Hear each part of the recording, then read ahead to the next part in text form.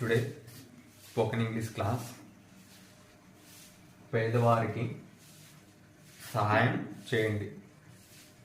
దీన్ని ఇంగ్లీష్ సెంటెన్స్లో రాద్దాం.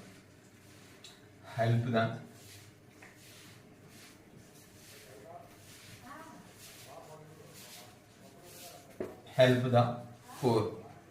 హెల్ప్ అనేది వెర్బ్. హెల్ప్ అంటే సహాయం చేయడం.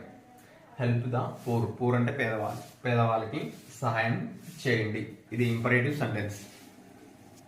సబ్జెక్ట్ ఉండదు. తర్వాత